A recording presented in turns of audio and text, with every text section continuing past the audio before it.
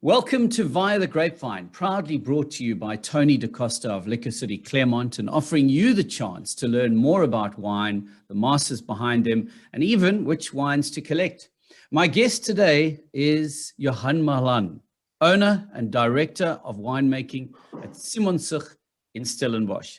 Johan, a very, very warm welcome to Via the Grapevine. Great honor to have you on, sir. Good morning, and thank you very much for having me. I appreciate being here in this special year for Simonsig. Indeed. 2020 was quite a rewarding year for you, though. Whilst many of us feel like we didn't achieve very much, you scooped the Diners Club Winemaker of the Year award for 2020 on the 40th anniversary of the Diners Club Winemaker of the Year. So congratulations to you on that. Yeah, thank you very much. We all had this dark cloud of a year last year, and I think that award was definitely the silver lining.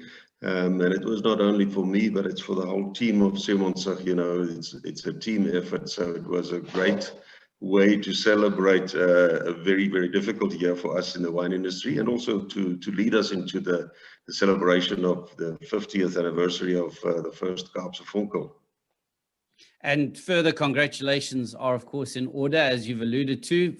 This year, 2021, you and your family celebrate 50 years of your consistently fine Methodiek Cap Classique Kaapse Vonkel. So it must be a big year for you. Have you got lots planned to celebrate?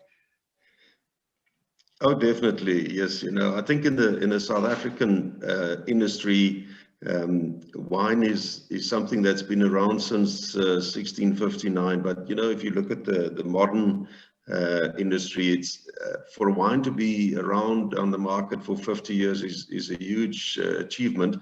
There are not many others that can say that. So it actually means that our industry is maybe 300 plus years old, but where we've come in the past 50 has just been amazing. I know it's a story that you've told many times, but please enlighten my viewers on the history of Simonsig and how your father, Frans, came to be the first producer of bottle fermented sparkling wine, better known, of course, as Cap Classique. Yes, when he started out on this very difficult road of bottling his own wine, the Simonsig label was established in 1968. Modern day people don't normally understand that in those days there were no Sauvignon Blanc, no Chardonnay, no Merlot, no Riesling. So many of the classic noble varieties of the world were not even available in South Africa. So he was a bit hamstrung by the fact that he had a Chenin Blanc, or a Steen as we called it. He had a Cape Riesling and a Claret Blanche. Those were the three white wines that he made. And then on a trip through European wine countries like France and Germany and Spain and so on, he visited Champagne in 1969, and he got totally motivated by the making of champagne and the whole process. And he came back and then tried to do it in South Africa for the first time, which he succeeded in 1971. But because the limitations he had with the grape varieties, he used the Chenin Blanc initially, which is not that unusual, because if you go to the Loire Valley in France, in Vouvray, they do just that, make a bottle fermented sparkling wine by using Chenin Blanc. And the other thing that is interesting to mention is the fact that most sparkling wine in those days were really sweet, and they were all carbonated, so that means like you're making your cool drink with a soda stream. So you put the bubbles in under pressure and then sort of make an instant sparkling wine. But the process that he followed and that he brought back from Champagne is where the wine goes through a second fermentation in the bottle. So that's the famous méthode champenoise or méthode Cap Classique. I love the part of the story where wine lovers also needed some education, as you've alluded to there, about this new product on the South African wine landscape, because Kaapse Vonkel was then very dry, And I believe at R3 a bottle, the most expensive wine in South Africa. R3 a bottle. So the packaging had to be very informative, didn't it? More so than what you have to do today. Yes, he had to explain to the wine lovers that why is this now so different and quite a bit more expensive. The interesting thing is that the first bottles were imported from Europe, from Portugal, and it arrived here in Hessian bags, because these bottles had to be able to withstand quite serious pressure, and secondly, they had to be able to be sealed with the crown cap. But with every bottle that was packed in a presentation box, there was a little brochure that explained the whole process of bottle fermentation, and with pictures of how the yeast is inside the bottle, and eventually how the bottles are riddled to move the yeast down into the neck of the bottle, and then eventually with the process of disgorgement, how it was removed. So it was very slow going initially, but just to put that price in perspective, you know, just the other day I discovered a little receipt book, almost like a delivery notebook, where he wrote out in his own handwriting one case of Steen going to Palm Bottle Store in Cape Town for R5 a case of 12. What? So you can Sure. think. And that was sort of the trade price. So the R3 a bottle, not long after that, was quite hectic. I think it needed a bit of explanation. Yeah, sure. That's a real discount, eh? R5 for a case. Goodness gracious. And I also loved, I don't know where I read it, but apparently he also needed to commission a carpenter to design the racks, because there was nothing like that in South Africa.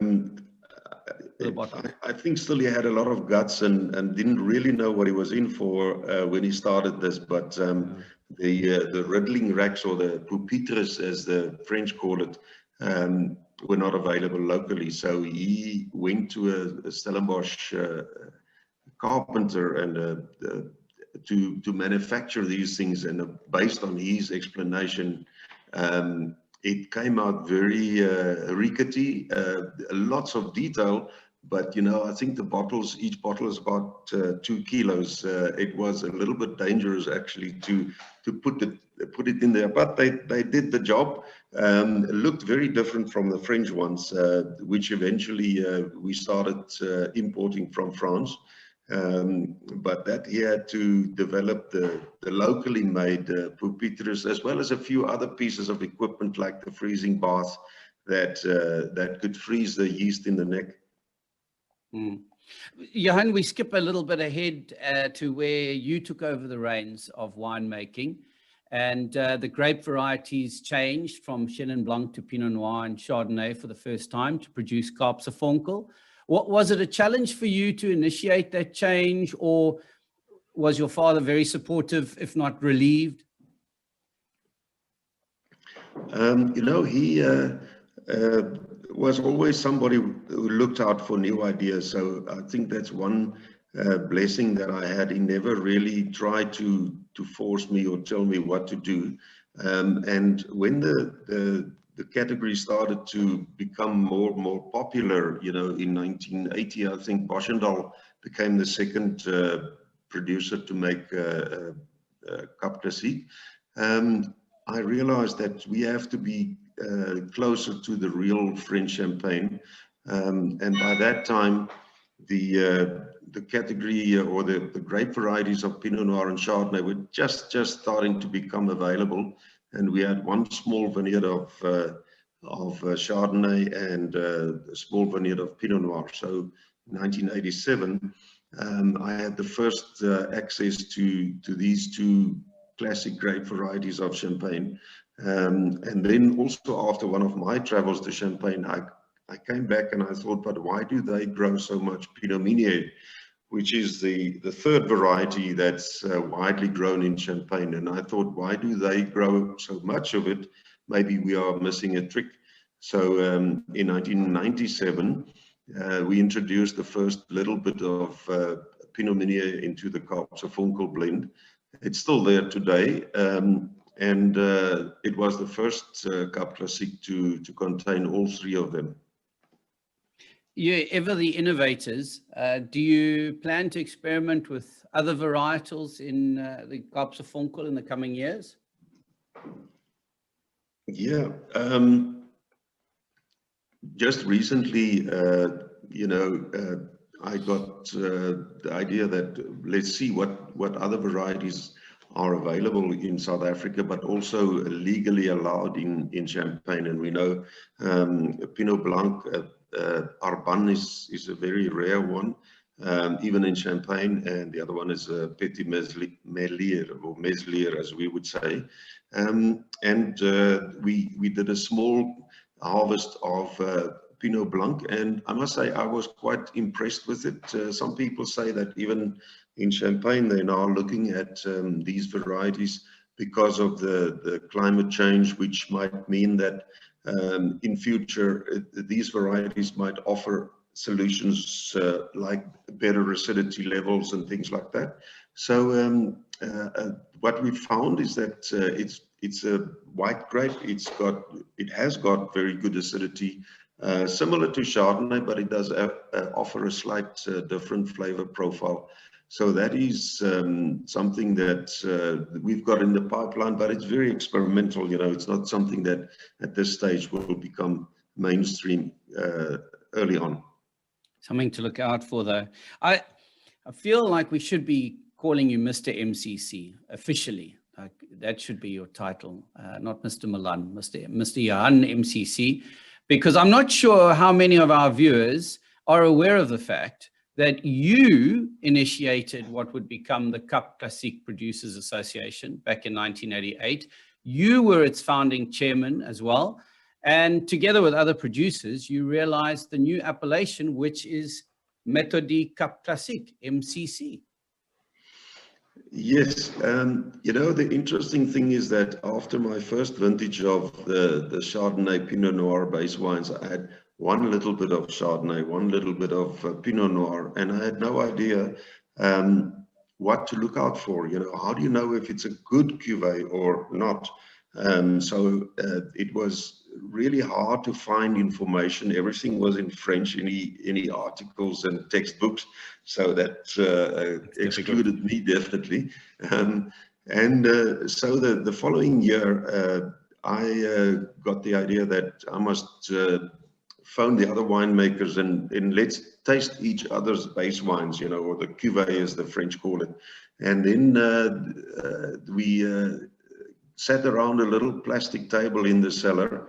There were just a handful of us, and right from the start, what was totally unexpected and was the willingness of all these guys just to share their knowledge and their experience. And there were absolutely no secrets, because I think we realized that together we can make a lot quicker progress than if we all try and do it on our own. So that was a major breakthrough, and that started to become an annual event over the first 88, 89. And then, what we do as farmers, it doesn't take long. We want to form a co-op or an association or a group. And that's exactly what happened, because we all had similar issues. And the first was, people don't realize, but the bottles that were made locally were made for carbonated sparkling wine. So the shape of the bottle was too angular, and it made the riddling process quite difficult. So together we went to the Consul Glass, and we said to them, we want a bottle that's exact copy of a French champagne bottle. And that is what they made the mold, and we approved it, and that's been the bottle that's been in use ever since those very early beginnings. And then we also said, but the French, yeah, you can see it's got beautiful classic lines, no sharp corners, and And then we couldn't call it champagne, you know. Unlike Australia and California, they just put champagne on the label, but in South Africa it wasn't legal. So we said, but we need to find a name that is descriptive of South African bottle fermented sparkling wine, which is a very long name. Other places would have called it méthode champenoise, or the method of champagne, but even that wasn't legal to put on our labels. So we said, but you know what can we call it? And instead of méthode champenoise, people also call it méthode traditionnelle or méthode classique.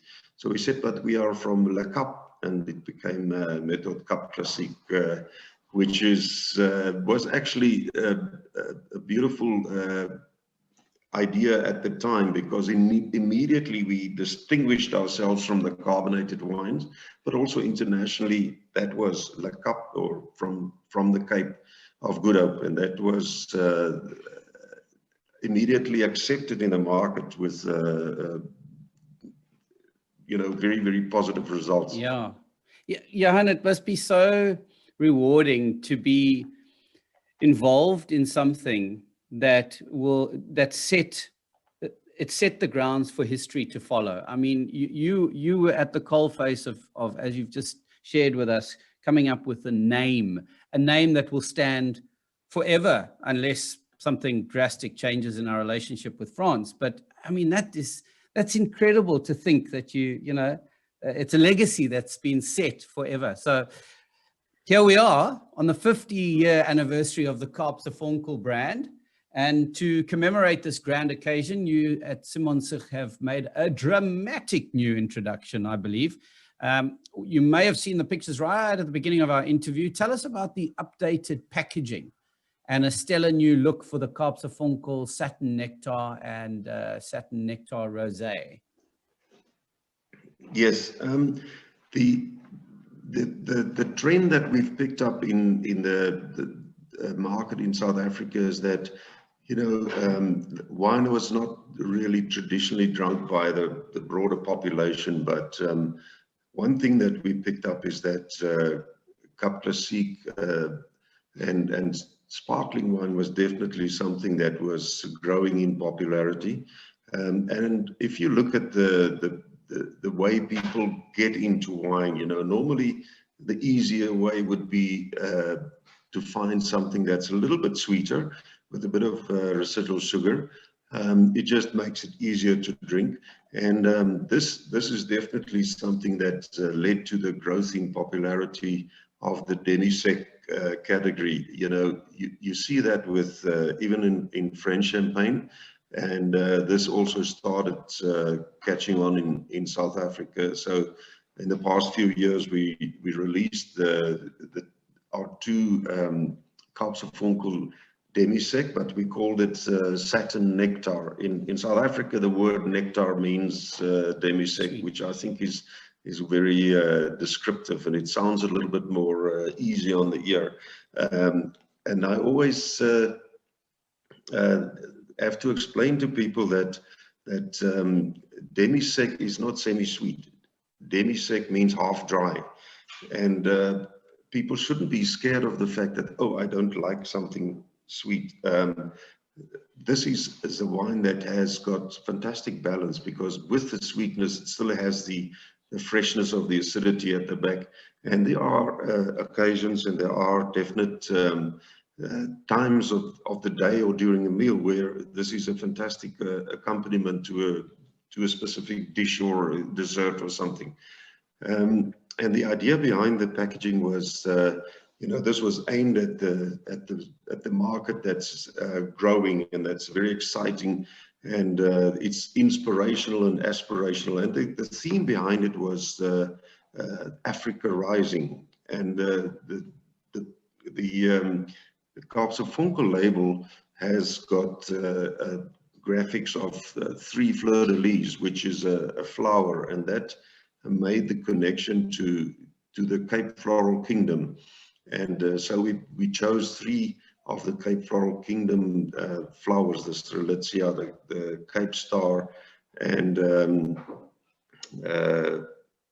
the other ones escaped me now, but that was worked into the design, which I really think that it ties it into South African and an African theme, which is perfectly suited, because one of the questions I get asked the most often is, how do we compare with champagne? And, you know, I always have to explain to people, we're using the exact same process. We're using the grape varieties that originated in French champagne, but we're not trying to make a copy of champagne in South Africa. We want to make a wine that is a reflection of South African conditions in the Cape, and that means more sunshine.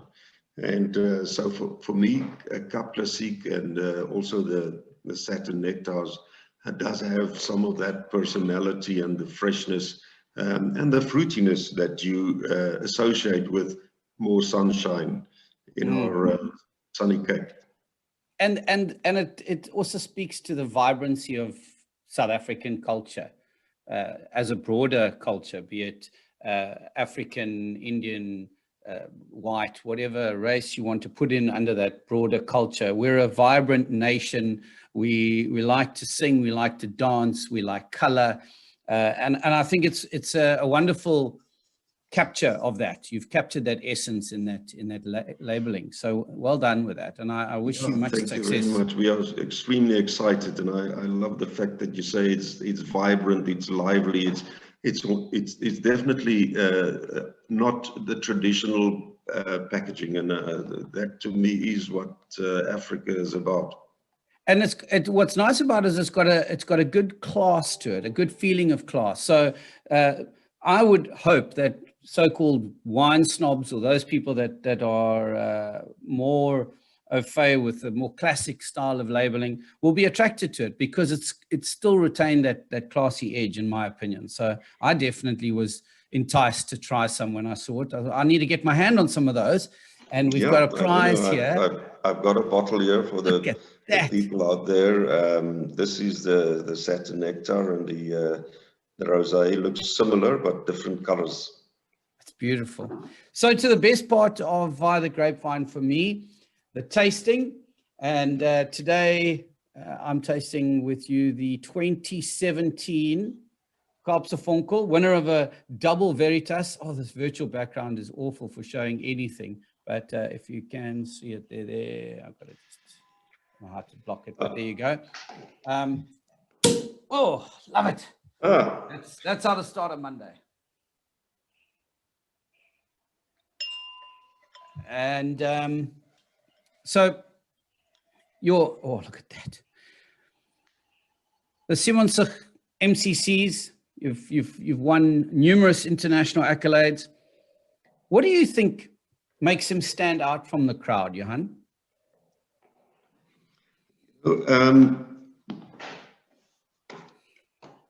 I've also given this some thought, but I think you obviously have to start with the best quality grapes. And one thing that I've realized over a long time now is that our own estate-grown grapes definitely gives us an edge. I think especially the Chardonnay. Some of these things take a long time before you can actually have the perspective and the insight to understand that. And I started to source grapes for Kaapse Vonkel also from other regions outside of the Stellenbosch region, and that gave me the perspective that they are different, and that is why they're so important, because it makes a blend more complex if you have grapes from different regions. They ripen at different times and they have different flavor profiles. But the one thing that I really found valuable is the quality of our Chardonnay. Secondly, I think the attention to detail, the classic method of pressing whole bunches, separating the juice into the cuvee and the press fraction, you know, that's where I believe we don't take any shortcuts. It is very intensive, it's very labor intensive, but it's the one way that gives you the highest quality cuvee. So that is not negotiable. And the fact that we've also got the 50 years of experience definitely helps. The main difference, or the one challenge that you have when it comes to Cap Classique, is what you put into the bottle is totally transformed by the second fermentation and then the maturation on the yeast in the bottle. So what eventually goes into the glass is something that is totally, it's a metamorphosis that happens in the bottle. It's a total miracle. So what do you start with in order to achieve the quality a year and a half later? And that is definitely sticking to the quality rules right from the vineyard through the vinification into the bottle. So yeah, I think there's so many little things that can have an influence, which is not often seen as important. But there's the other thing that I learned, is that don't underestimate when you're working with wine and Cap Classique, that something really small can be really important. You were chatting about the metamorphosis there. We chatted to Caroline van Skalkwyk of the Cap Classique Association in August of last year.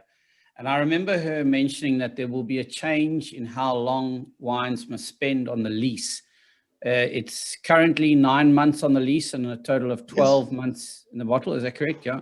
And I believe the goal is to up the minimum lease time to 15 months in bottle. Has that been legislated yet, Malan? Johan? You know, we always thought of increasing that length of time, because we know that it has a huge impact on the quality of the wine and the development of flavor. So the association sponsored a research project at Needford Bay, the research station, and we donated bottles, and those wines were then followed and left on the lease and then tasted by a expert panel over time. And you know, because we didn't just want to pull something out of the air and say this is the new norm, but the results definitely confirmed what we believe is that longer time on the yeast does have a huge benefit to the quality. But obviously you have to remember that if you lengthen that time, the stock holding in the cellars become bigger. And so the first step would be to increase it from 9 months to 12 months. And that will happen from the 2021 vintage onwards. And then a few years down the track, the idea is to take it to 15. And that is definitely a huge step in the right direction. And it will definitely benefit the quality standards. And there's again another example of how the producers and the winemakers are working together to keep the category strong and to maintain that quality image that we've got. And that's important, because you can't have one or six members saying, no, I'm not broadening the size of my warehouse or anything like that. You need everyone on board. I want to share a quick personal story with you, just as a compliment to you on this particular wine. Coming from KZN originally, as I did, I happened to be out one night at a wine bar in Kenilworth that it was called Oblivion Wine Bar. And I was sitting with a table of people. I think there was about 7 of us. And thankfully, the man at the head of the table ordered Kaapse Vonkel. We went through, I think it was 12 bottles that night, 7 of us. Was it a big table? Just the 7 of us, but there was Simonsig Kaapse Vonkel was stamped, branded, and it was official. In my mind, it was the finest bubbly I'd ever tasted to that point, and it really it cemented my my love for your brand from that evening. So it just shows you, it can take one person with a bit of intelligence to order for the table and just keep ordering the same thing. He didn't experiment and move on to other brands. He stuck with us, and we just said, yeah, more, bring it. Well, thanks for that, for sharing that story. You know, that is the wonderful thing about Kaapse Vonkel and Cap Classique, is that it's often associated with the best times of your life. You know, it's not only there for celebration of a wedding or an engagement or a birthday or something, or the new year, but it's also a wine that that enhances your lifestyle. You know, so. It is really the rule is there must always be a bottle in your fridge waiting for that, not even a special occasion, but just it makes the occasion special. Well, it's made this morning very special. It's really piped everything up. So I'm sure for many viewers, the name Simonsig is synonymous with Kaapse Vonkel, but you also make an award-winning range of wines as well. It's not just the MCC. Would you mind taking us through the range of wines available from your winery? Yes, you know, the range can be divided into the different categories. So, firstly, the Cap Classique, Kaapse Vonkel, but we also have a prestige cuvée called Cuvée Royale, which is Chardonnay-based Blanc de Blanc, and then we have the Malan family selection, which comprises of 5 wines. The Radial Pinotage is perhaps one of the best known. The Tiara is our Bordeaux blend. Franz Malan is a Cape blend, and the Merendal Syrah is a single vineyard Syrah, and the white wine is the Chenin avec Chêne, which means Chenin with oak. So we've had this more than 50-year relationship with Chenin Blanc. So that is a variety that really does well in our soil. So it's one of our prestige wines. And then we have the cultivar range that includes the Chardonnay, the Sauvignon Blanc, Cabernet, Merlot, Pinotage. Sorry, not Merlot, Shiraz, Pinotage. So that is a whole range with cultivar wines. Some of them are a blend of more than one cultivar.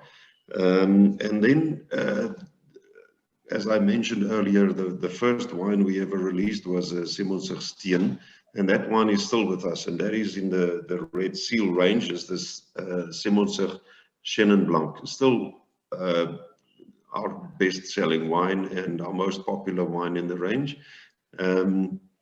And together with that is the red version, or the red partner is Cabernet Shiraz. And in 2018, when we celebrated our first half century, we developed a new bottle with part of the Malan family crest on the bottle, and this label with a red seal in the corner, which is the Malan family crest. So that in total is the a summary of the range. Besides your award-winning wine, Johan, what are some of your other offerings at the farm? I know there were quite a few many years ago, but I can presume that COVID has had an impact on things. Yeah, the rules of the game changed quite drastically since March last year with the pandemic.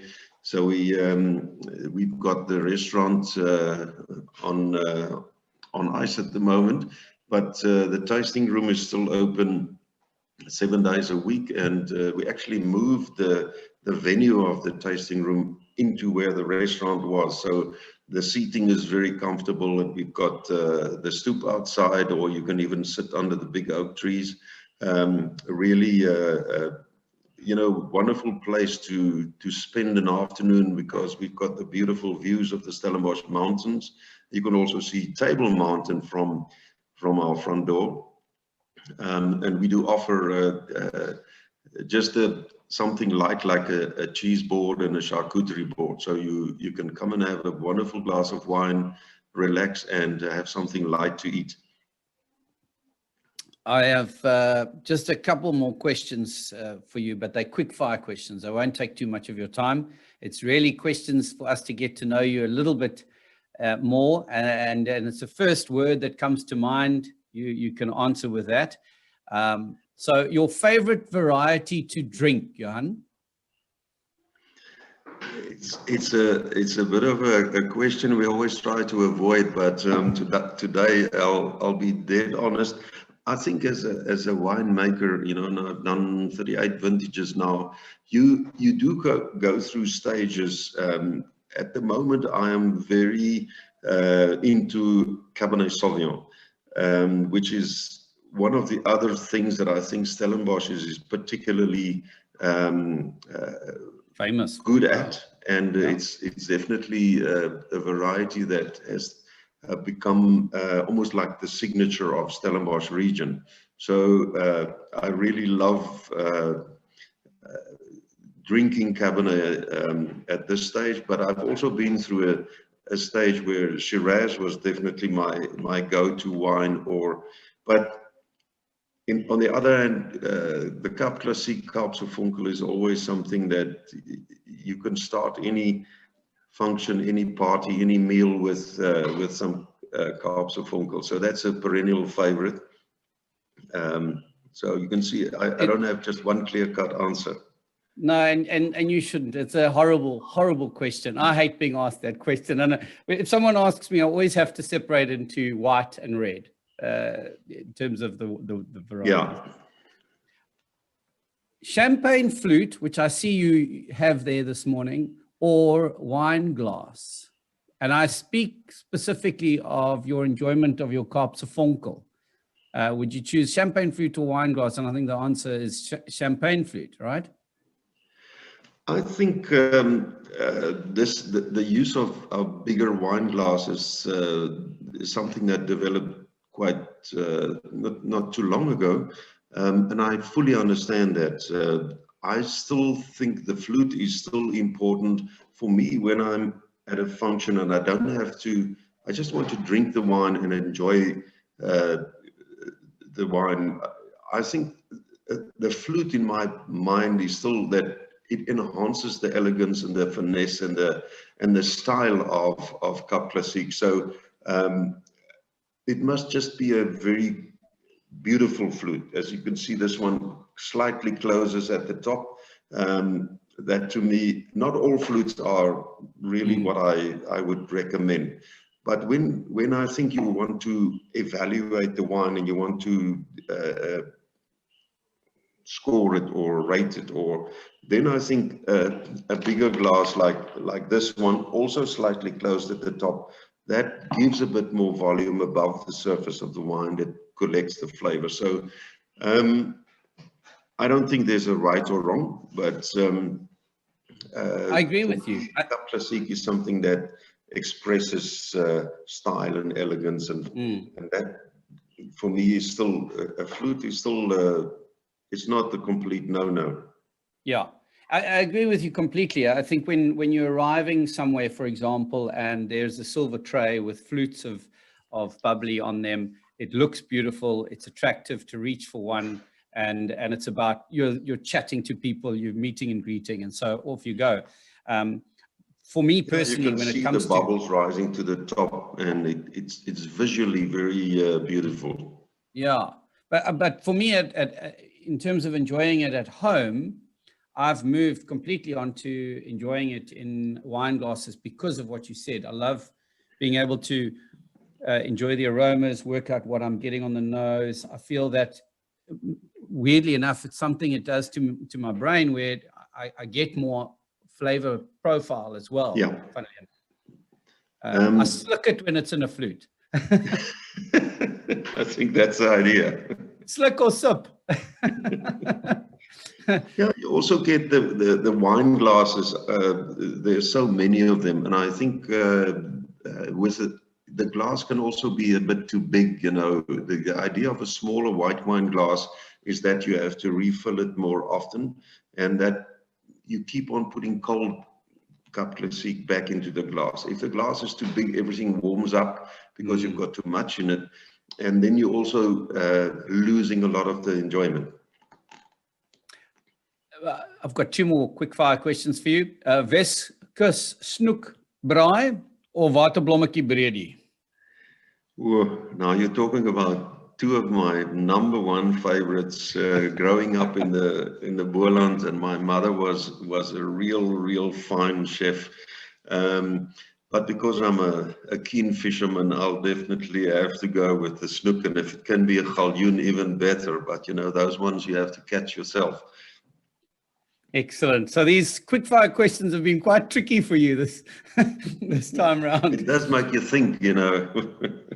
What's your hidden talent, Johan? Something that we don't know about you, or we wouldn't know unless we were.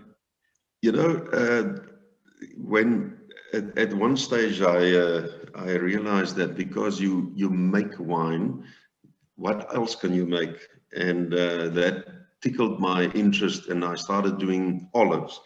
So now I do olives, but it's a very slow and a drawn out process. And then because I really, my mother-in-law taught me how to make biltong and work meat and cut up a sheep in the Karoo. And that made me interested in making biltong and so on. And my latest endeavor has been into making my own charcuterie. So that's pancetta, or if it's coppa, which is from the neck of the pork. And during this past week, I actually hung the first prosciutto, which is the leg of a European pig that a friend of mine brought from the Free State. So this is a 6-month process. So hold thumbs for Christmas. Wow, sounds amazing. Well, we invite you to get along to Liquor City Claremont to buy Simonsig wines. And if you fancy your luck, then answer the very easy question. I say every time, but maybe it's not very easy, but answer the easy question here on the Via the Grapevine page. And you could win a mixed case of Kaapse Vonkel wines. So Johan Malan, Mr. MCC, thank you, sir, for your time today. It's been a privilege and an honor to chat with you. Thanks very much. Very nice talking to you. And do come around and visit the estate now that we are allowed to move around. We've got a saying, the wine always tastes best under the roof it was made. Oh, I love that. And that sounds very true. Thank you. This Via the Grapevine was brought to you by Liquor City Claremont. Visit their wine emporium for a journey via the grapevine.